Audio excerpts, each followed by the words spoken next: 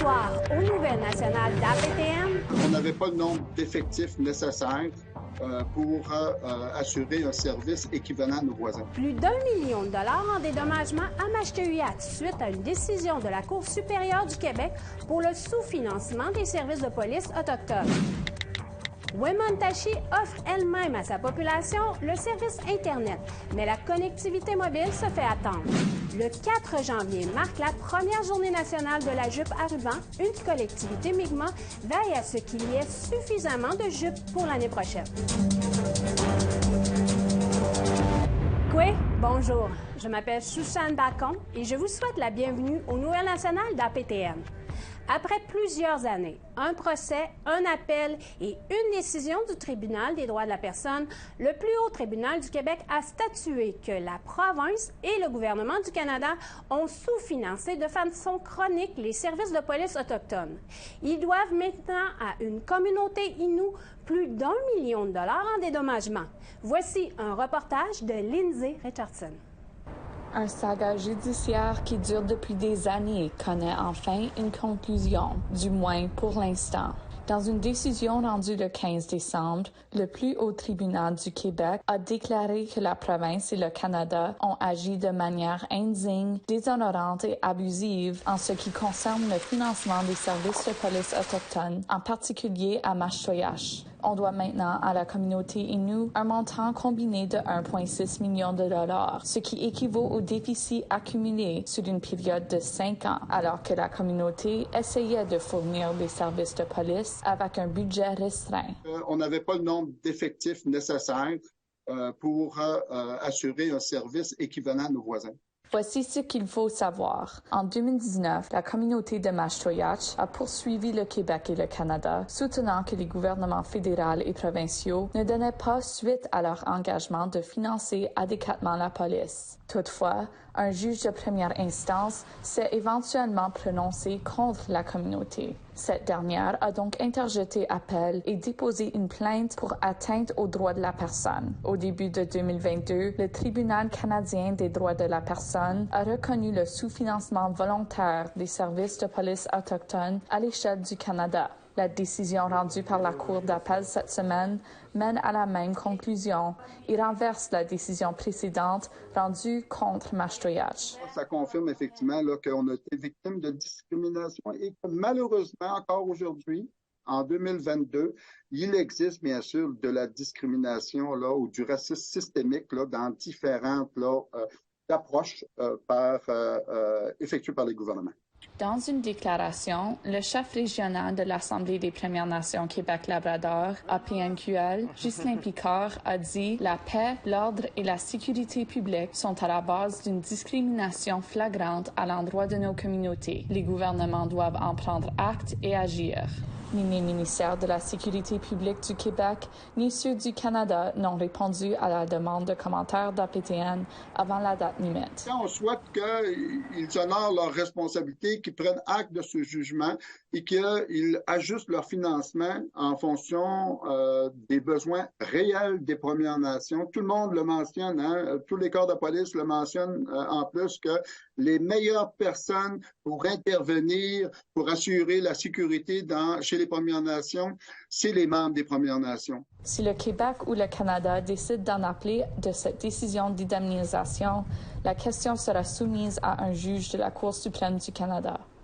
Un reportage de Lindsay Richardson, Nouvelle nationale d'APTN, Montréal. De nos jours, il est déroutant d'être dans un endroit sans possibilité de connexion à un réseau cellulaire ou un réseau Internet. En 2020, Wemotaci s'est connecté par un fil de fibre optique à la municipalité la plus proche, La Tuque. Ayant la haute vitesse maintenant, elle est toujours en attente pour la connectivité mobile. Voici ce que j'ai préparé pour vous. Ce geste semble banal, mais à Wemotaci, il n'est pas à la portée de tous. Tout appel ou tout envoi par messagerie sur cellulaire se fait par Wi-Fi. Dans cette communauté, Atikamekw, à 1h30 de la Tuque, le service Internet est offert depuis 2 ans par Wemotaci avec son service de télécommunications. Son directeur général, Nikki Petitcoué, a fait une visite à APTN des installations pour nous présenter l'unité centrale du service de télécommunications. Dans le fond, ici, c'est vraiment le cœur du réseau, finalement. Tous les clients, dans le fond, sont regroupés dans deux housings.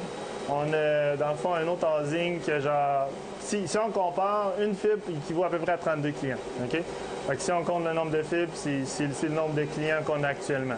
En télécommunication, les clients se comptent en nombre de portes. Wemotaci compte 360 portes. Mais en ce moment, ce service de télécommunication dessert 340 portes. Petitcoué mentionne également que Service Télécommunications Wemotaci offre maintenant du 300 mégabits à tous ses clients.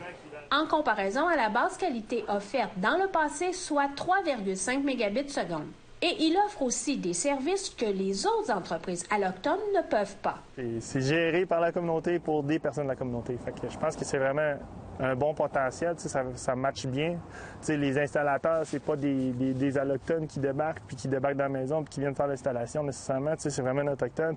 Fait que s'il y a une barrière de langue, mais la barrière elle vient d'être comblée avec un autochtone qui réside dans la réserve. Au cours de la dernière année, le gouvernement fédéral a octroyé à Bell Canada un financement d'un peu plus de 400 000 $ pour améliorer la connectivité mobile à Wemotaci. À part être consulté au départ, puis juste faire l'annonce sans nécessairement prévenir la communauté, c'est peut-être plus ça qui nous a un peu déplu.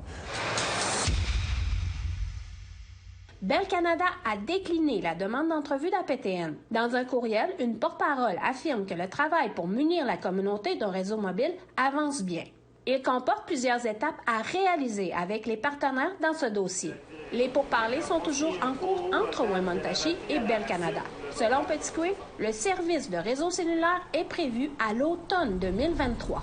Avec un peu plus de chance d'ici là, Nikki Petitcoué pourrait envoyer ses textos sans Wi-Fi. Shushan Bacon, Nouvelle nationale d'APTN, Wemotaci. Le 4 janvier marque la première journée nationale de la jupe à ruban.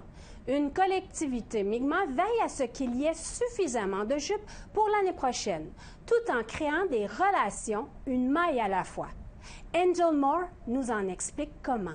Cet atelier de couture au centre communautaire de la Première Nation Sibéguénéguéri a commencé lorsque l'idée est venue de confectionner des habits pour les enfants. Les 5 enfants de Jill Paul adorent les powwows et elle a vu qu'il y avait un besoin. Most children are turned away from powwows because they don't have regalia to dance. So when we created the Facebook group called Sibéguénéguéri Regalia Creations, we had over 150 people join immediately. Après avoir obtenu du financement et des dons, Jill a pu ouvrir la salle de couture en novembre dernier. Aucune expérience n'est nécessaire pour apprendre les bases de la couture. Stéphanie Doucette a contribué au financement. As a first-time sewer myself, I'm excited to rock my skirt once we get these finished, and I'm going to be sporting it proudly. Selon Deanne Sack, conseillère de bande, la couture est un moyen de guérison. Elle a appris à confectionner des jupes à ruban à partir de YouTube. I have no freaking clue, but I figured out how to make pockets. I figured out applique. I figured out a hem and to sew in elastics as part of my healing journey. Brooke Willis dit que les ateliers sont bien plus que de la couture. Ils font revivre la culture qui a été perdue dans les pensionnats. Not always has our community had access to culture, especially being just 5 minutes away from the only residential school in Atlantic Canada. So our community was kind of ground zero, at least in this side of Turtle Island, to have such a heavy impact in that loss and the intergenerational impacts of it. Nikira Howe, la plus jeune du groupe, est âgée de 14 ans. Elle est venue avec sa mère pour faire sa propre jupe à ruban à sa manière. You get to have fun with people, you get to make stuff, and you just get to have fun and do whatever you want to make. Mary Lucy Bernard, conférencière et éducatrice Mi'kmaq, affirme que les ateliers sont bien plus que la couture. And you get to be around people that you're not normally around. Like I work at the school and I don't see, the only people I see are the ones at the school. So this gives me a chance to be around someone else that's, plus I live alone. Au fur et à mesure que les ateliers se poursuivent, Mary Lucy espère pouvoir inclure la langue Mi'kmaq. I could come in and introduce the language and say, you know, what the words are, different words that we use for sewing and the thread and the scissors and in Mi'kmaq, and help along, let them catch on with the words. Les ateliers sont une réussite. Jill et Stephanie espèrent que le programme se poursuivra avec le soutien communautaire. So people have been truly willing to help out, dive in, pitch in, support, donate, and so it's just growing. And that's where I'm really excited. It's just to keep, and so we'll just keep writing proposals and finding more funding if we can. Jill précise que la bande de couture est un endroit sécuritaire pour que les gens se rassemblent. Pretty cool watching everyone come in here because they're all kind of in a shell at first, but then once they start warming up to you can see like their confidence boost, and then when they're all complete their skirt, they're just beaming. Like it's pretty cool to watch. Yeah. Une fois les jupes à ruban maîtrisées, la couture des habits sera la prochaine étape, juste à temps pour la saison des powwows. Un reportage de Angel Moore, Nouvelle nationale d'APTN, Première Nation de Sibéganagadi. Après la pause, pour la première fois au Canada, une langue autochtone est disponible en braille. Restez là.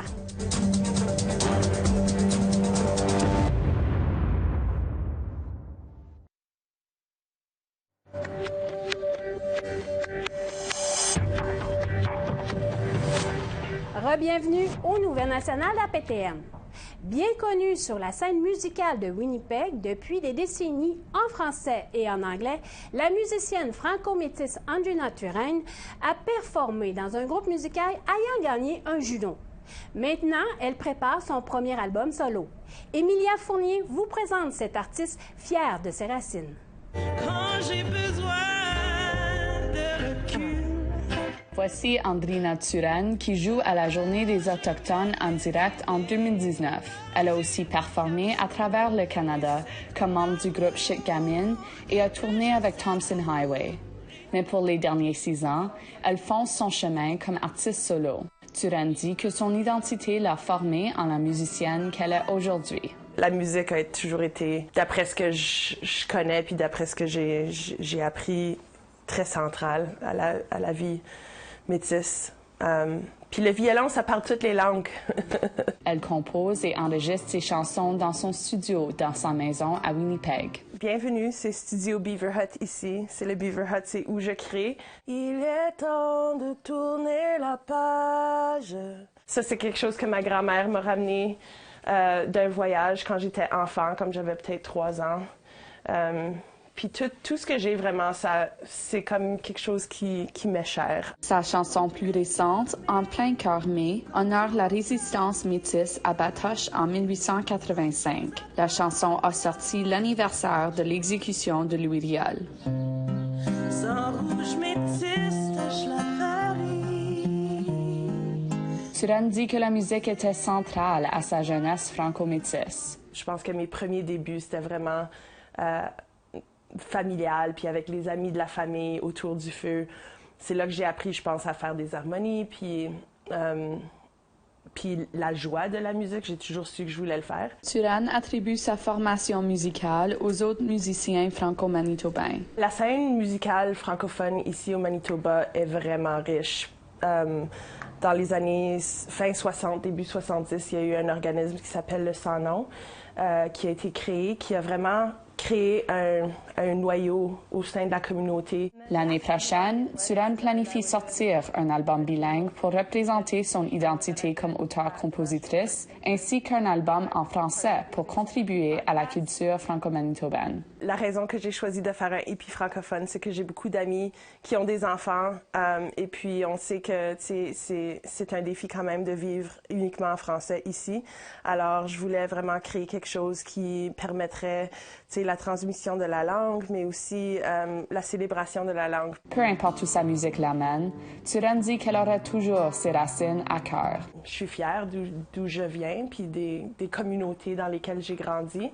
Alors, Je pense que je pourrais jamais vraiment séparer l'un de l'autre parce que c'est ça qui m'inspire dans la vie, vraiment. Je tourne à droite et tu tournes à gauche. Emilia Fournier, Nouvelle nationale d'APTN, Winnipeg. Maintenant, voici une histoire touchante en territoire Mi'kmaq, où pour la première fois au Canada, une langue autochtone est disponible en braille. Voici un reportage d'Angel Moore.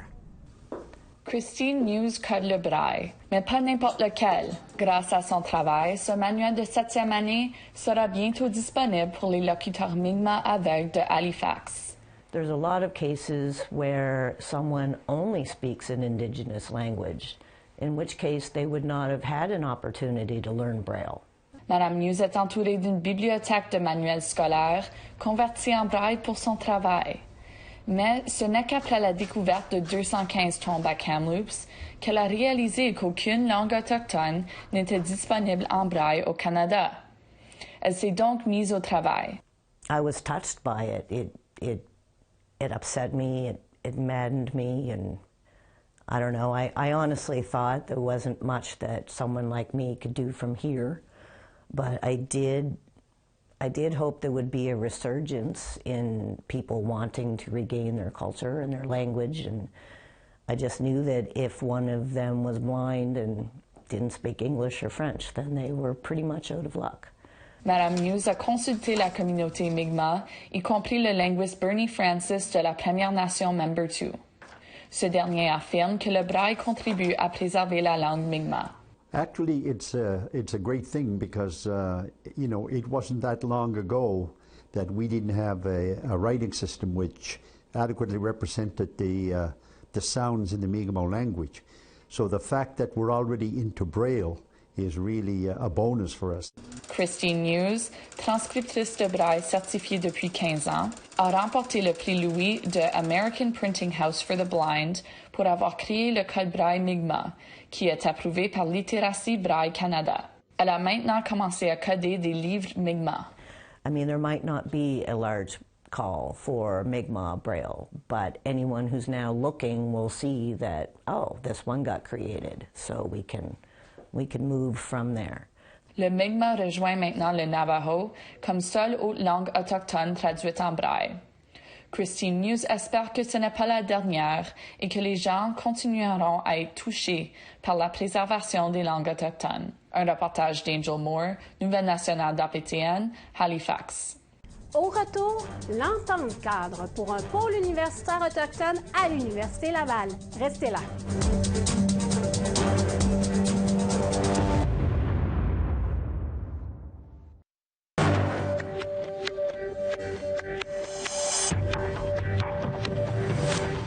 Bienvenue aux Nouvelles nationales d'APTN.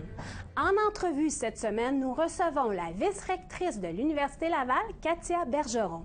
Elle vient nous parler de la nouvelle entente cadre que le Conseil en éducation des Premières Nations et l'Université Laval ont signée à la fin de l'année 2022.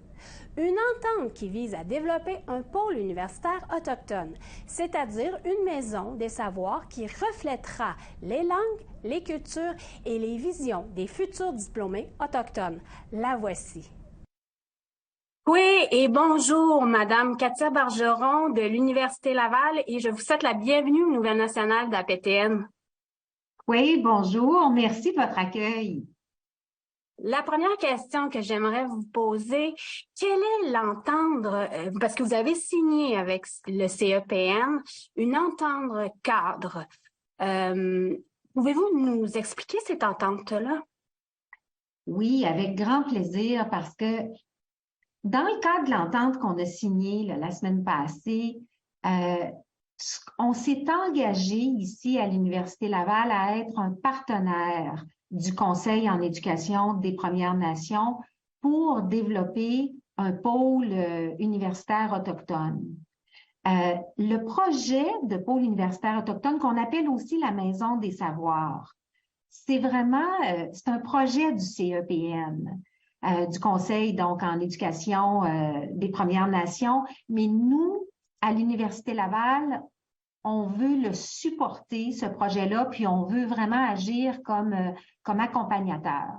Puis, le développement de ce pôle-là, ça vise à mettre sur pied des cours, des programmes qui vont vraiment répondre aux besoins qui seront identifiés par les communautés, par les Premières Nations. Alors, à ce moment-ci, ce qu'on a signé, c'est notre engagement à développer cette maison des savoirs.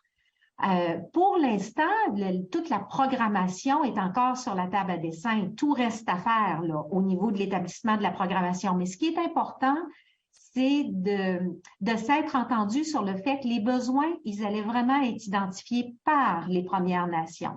Puis nous autres, à l'Université Laval, après ça, on va mettre notre expertise qu'on a développée au fil des ans en formation, en recherche, en processus administratif, mais on va mettre tout ça au service de ce pôle-là et de cette maison des savoirs. Et un futur étudiant qui serait intéressé, comment ça va le toucher quand on parle d'étudiants autochtones qui vont venir chez vous? Alors, je trouve votre question très, très intéressante parce que l'idée ici, là, c'est qu'on développe quelque chose de différent. On veut vraiment parler d'un modèle d'éducation universitaire qui n'est pas là, notre modèle traditionnel. Donc, les cours, les programmes vont être développés dans cet esprit que tout l'héritage culturel des Premières Nations soit présent, là, parce qu'on le fait avec l'objectif de participer à la promotion, à la préservation puis à la protection de l'héritage culturel des Premières Nations. Et je sais que vous êtes dans le projet, vous êtes encore sur la table à dessin, mais vous prévoyez la mise en œuvre quand? Ça va se faire de façon progressive, hein, tout ça. Alors, il y a tout un groupe de travail qui va être formé, qui va être mis en place pour identifier ces besoins-là, puis tout de suite commencer à développer. L'entente qu'on a signée, elle est sur 5 ans. Mais on ne s'attend pas là, à avoir des résultats seulement dans 5 ans. Comme je disais, c'est un développement qui va se faire progressivement. Donc, comme n'importe quelle autre chose, souvent, ça commence par quelques petites actions, quelques petites initiatives, puis c'est appelé à grandir, tout ça. Puis si on pense grand, prévoyez-vous avoir un pavillon, mettons, pour les Autochtones ou en études autochtones? Là, c'est trop tôt pour vous donner une réponse très précise à cette question-là parce que l'engagement qu'on a pour le moment, c'est vraiment de créer cette maison des savoirs. Maintenant, quelle forme exactement ça va prendre? Dans quel lieu physique ça va se donner? Tout ça, on n'est pas encore prêt à répondre à tout ça. Parce qu'on peut imaginer, par exemple, que il y a des formations qui ne seront pas nécessairement données sur place. Sur le campus de l'université, ça peut être délocalisé, ces formations-là. Ça peut être dans des milieux qui ne sont pas le campus de l'Université Laval ou un autre établissement d'enseignement, mais bien dans des endroits qui seront mieux appropriés là, pour ce type de formation-là. C'est pour ça que je dis que tout est à imaginer ici. Madame Bergeron. Je vous remercie beaucoup. C'est ce qui conclut le bulletin Nouvelles nationales d'APTN. Je m'appelle Shushan Bacon. Merci beaucoup d'avoir été des nôtres et à la semaine prochaine. Yamé pour